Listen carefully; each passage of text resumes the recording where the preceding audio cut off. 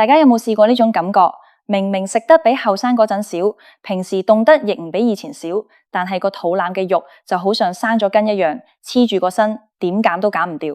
你去問身邊嘅朋友，甚至去問一啲所謂嘅專家，佢哋10個有9個都會講同一個答案俾你聽。哎呀，你呢啲係年紀大啦，新陳代謝慢咗呀，呢啲係自然規律嚟，認命啦。我今日要好嚴肅咁同大家講呢句說話，由頭到尾都係一個天大嘅謊言。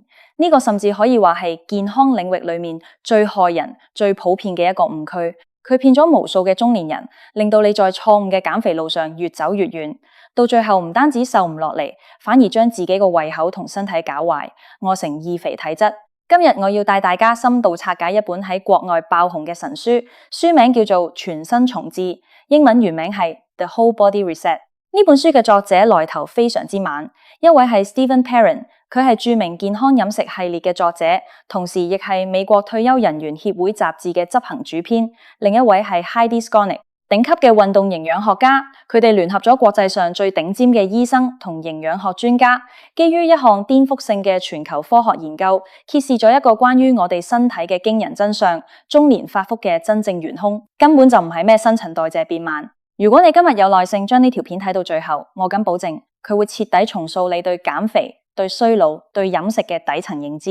呢度講嘅唔單止係如何減肥，更係關於如何在40歲、50歲甚至60歲之後，令你嘅身體狀態重新返去20年前嘅巔峰。好，我哋先嚟粉碎第一個，亦係最大嘅謠言：新陳代謝。你係咪堅信自己過了30歲之後，身體嘅代謝引擎就會熄火？聽住啦！權威科學期刊 Science 科學雜誌發表咗一項震撼全球嘅研究，科學家 Herman Pontzer 嘅團隊分析咗來自29個國家超過6400名受試者，年齡跨度由啱啱出生嘅嬰兒一直到95歲嘅老人家。研究結果顯示，由20歲到60歲，足足40年間，人類嘅基礎新陳代謝率係保持極度平穩嘅。喺圖表上面睇，幾乎就係一條橫線。你冇聽錯。你體內嘅細胞喺45歲嗰陣燃燒熱量嘅能力，同你25歲嗰陣係幾乎一模一樣嘅。咁你一定會即刻問我，既然代謝冇慢到，點解我仲係肥咗？點解我依家飲口涼水都好似會生肉咁？呢個正正就係全身重置呢本書要揭示嘅核心機密，導致你中年發福、肚腩凸起、精神一日不如一日嘅真正兇手，唔係代謝變慢，而是兩個你可能從來冇聽過嘅概念。第一，叫肌肉流失。第二，叫合成代謝抵抗，呢兩個概念先至係中年肥胖嘅底層邏輯。先講第一個，肌肉流失。由30歲開始，如果我哋唔做任何干預，我哋體內嘅肌肉質量每10年就會下降3%至8%。到了60歲之後，呢個流失速度仲會成倍加快。肌肉係咩？肌肉唔單止係令你有力氣去搬抬，肌肉係人體最大、效率最高嘅燃脂引擎。肌肉喺完全靜止嘅狀態下，消耗嘅熱量都遠遠高過脂肪。當你後生嘅時候，你全身都係高能耗嘅肌肉引擎，所以你嗰陣隨便食宵夜、飲真奶，身體都可以幫你消耗得完。但係隨住年齡增長，因為長期坐喺度唔動，再加上錯誤嘅飲食習慣，你嘅肌肉喺度靜悄悄咁萎縮，引擎變少咗。雖然你嘅代謝率冇變，亦即係單位體積嘅引擎燃燒效率冇變，但因為你個引擎嘅總排氣量變少咗，所以你每日消耗嘅總熱量自然大幅下降。你食落肚嘅多餘熱量，身體根本冇地方可以消耗，最終只可以化成一層層脂肪堆積喺你嘅腹部同腰圍。但呢個仲未係最可怕嘅，最可怕嘅係第二個概念，亦係呢本書最精華、最核心嘅理論——合成代謝抵抗。呢個係咩意思呢？簡單嚟講，喺你20歲、25歲嘅時候，你嘅身體對蛋白質係極度敏感嘅。你食少少肉，飲一杯牛奶，身體一接收到信號，立刻就會將呢啲營養轉化成肌肉去修補身體。但係隨住年齡增長，你嘅肌肉細胞對蛋白質嘅信號開始變得麻木、遲鈍，呢個就好像一個聽力退化咗嘅老人家。後生嘅時候，你輕聲細語咁食少少蛋白質，身體就聽到而且開始做嘢。但到了40歲、50歲之後，你必須要大聲疾呼，亦即係一次過攝入足夠份量嘅蛋白質，你嘅身體才可以聽到指令，開始合成肌肉。呢個就係點解成千上萬嘅中年人減肥失敗嘅根本原因。你想想，傳統嘅減肥方法係咩？咪就係食少啲咯。早上食2片白多士，下午食個蔬菜沙律，晚上連肉都唔敢咬一口。你以為自己在控制熱量，實際上你在做自殺式減肥。因為你每一餐攝入嘅蛋白質都太少太弱，你嘅身體根本聽唔到保留肌肉嘅指令。喺熱量不足嘅情況下，身體會優先分解佢認為最昂貴、最耗能嘅肌肉組織嚟提供能量。結果呢，你嘅體重可能真係輕咗幾磅，但你減走嘅全部都係寶貴嘅肌肉。脂肪反而原封不動，你嘅體脂率不降反升，變成了典型嘅瘦肥佬或者假瘦人。一旦你忍唔住恢復正常飲食，因為你體內已經冇足夠嘅肌肉幫你消耗熱量，你會以光速反彈，而且比以前仲要肥。講到呢度，你係咪覺得好絕望？覺得自己嘅身體好似冇得救？唔使急，全身重置呢本書俾出嘅解決方案，簡單到令你難以置信，但效果就極之強悍。呢個方案唔需要你盲目斷食，唔需要你完全戒掉碳水化合物，亦唔需要你像苦行僧咁生活。佢只需要你做妥一件事：蛋白質嘅時間管理。喺書入面，作者將呢個策略稱為蛋白質配速，呢個係整本書嘅靈魂所在。麻煩大家一定要死記住呢個數字：25至30克。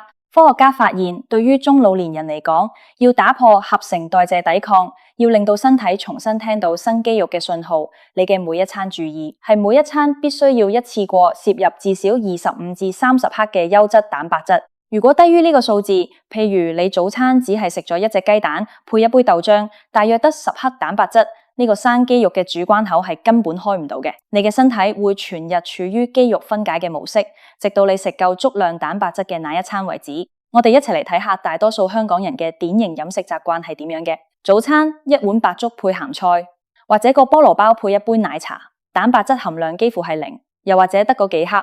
午餐一碗雲吞麵或者一碟叉燒飯，碳水化合物爆炸，但肉得嗰幾片，蛋白質含量可能得15克左右，依然未達到30克嘅門檻。晚餐辛苦咗一整天，梗係要食餐好嘅，蒸魚、炒牛肉、大魚大肉，蛋白質含量可能高達60克甚至80克。大家發現問題所在未？你在早餐同午餐嘅時候，身體整整大半天都處於肌肉流失狀態，因為蛋白質攝入未達標，肌肉合成嘅開關冇打開。到了晚上，你突然將60克蛋白質塞落肚，但係人體一次過處理蛋白質嘅能力係有限嘅，佢一次只可以利用大約30克嚟合成肌肉，多出來嘅嗰30克，身體係唔會儲起留返聽日用嘅，而係會轉化成熱量或者排出體外。呢個就係典型嘅蛋白質分布不平均。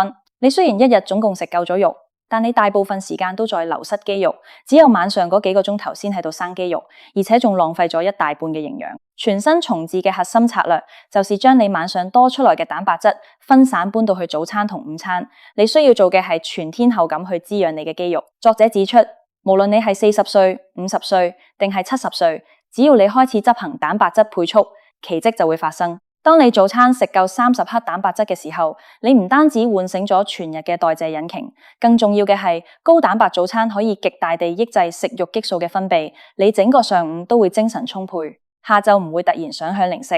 當你午餐都食夠30克蛋白質嘅時候，你嘅血糖會非常平穩，下晝唔會昏昏欲睡，唔會想叫杯台式奶茶。當你晚上再食夠30克蛋白質，你在睡眠期間都可以維持肌肉嘅修復，咁樣一整天落嚟，你嘅肌肉得到了全天候嘅保護同滋養。就算你唔去健身房瘋狂做運動，你嘅肌肉量亦會慢慢恢復，你嘅基礎代謝率會重新提升。你就像將一輛小排量嘅柴油車重新換回一部 V8 引擎，就算你坐喺度唔動，你燃燒嘅熱量都比其他人多。講到呢度，好多人可能會問：30克蛋白質到底即係幾多？我每日要點樣食呀？書入面俾咗非常具體嘅飲食指南，其實全部都係我哋喺香港嘅超市同街市隨手可以買到嘅嘢。例如早餐，很多人習慣食燕麥，燕麥係好嘢，但如果只食燕麥，蛋白質得幾克？點樣改？你可以加一匙乳清蛋白粉，又或者加幾湯匙希臘乳酪 Greek yogurt， 再灑少少堅果，又或者食2隻全蛋，加2隻蛋白，再唔係就食一份厚切瘦肉三文治。重點係你一定要記住30克呢個目標。呢個係你抗衰老嘅第一張入場券。除了蛋白質之外，呢本書仲有第二個極之關鍵嘅要素：膳食纖維。好多中年人嘅大肚腩唔單止係皮下脂肪，更多嘅係內臟脂肪。內臟脂肪係包裹住你嘅肝臟、腸道周圍嘅脂肪，佢係萬惡之源，會釋放慢性炎症因子，導致胰島素抵抗，令你極容易患上高血壓、糖尿病同心血管疾病。如何消滅呢啲致命嘅內臟脂肪？作者指出，最神奇嘅武器就係纖維，但呢度講嘅纖維唔係叫你像羊仔咁只係食青菜。書中強調嘅係彩虹飲食法，每一餐喺保證30克蛋白質嘅基礎上，必須搭配5顏6色嘅蔬菜同水果，特別係那些富含植物多酚嘅食物，例如藍莓、黑莓、黑豆、深色、綠葉蔬菜等。呢啲食物入面嘅纖維同多酚可以好好咁餵養你腸道入面嘅益生菌。你知唔知道肥胖人士嘅腸道菌群同瘦人嘅腸道菌群係完全唔同嘅？當你攝入足夠嘅優質纖維，你就是在體內培養瘦人菌群。呢啲益生菌會幫你調節血糖，減少全身炎症，直接攻擊同分解內臟脂肪。所以全身重置嘅黃金公式其實非常簡單，每一餐等於25至30克優質蛋白質加5克以上膳食纖維加多彩植物食物。呢啲聽起來係咪比那些要你完全唔食飯嘅生酮飲食，或者餓到頭暈眼花嘅極端斷食法要人性化得多呢？講到呢度，我要特別提一下呢本書對目前流行減肥法嘅精彩剖析，呢一部分非常反常識。現在好流行生酮飲食 （low carb keto） 同埋間歇性斷食，例如168斷食法。作者警告話，對於20多歲嘅年輕人，呢啲方法可能短時間內見效，但對於中老年人，呢啲方法好可能係一個健康陷阱。點解？因為生酮飲食往往嚴格限制咗碳水，連帶限制咗好多蔬菜同水果嘅攝入，咁樣會餓死你腸道入面嘅益生菌。長遠嚟看，對整體健康極之不利。而間歇性斷食，如果你操作不當，例如喺8小時嘅進食期內，你依然按照以前嘅習慣只食2餐，或者蛋白質攝入唔達標，咁喺長達16小時嘅斷食期間，你體內肌肉流失嘅風險就會成倍增加。對於中年人嚟講，身體本來就有咗合成代謝抵抗，你再盲目去餓佢，佢就更加唔願意去合成肌肉。所以呢本書提倡嘅唔係叫你食少啲，而是叫你食對時間同食對結構，甚至作者仲非常鼓勵你食適量嘅碳水化合物。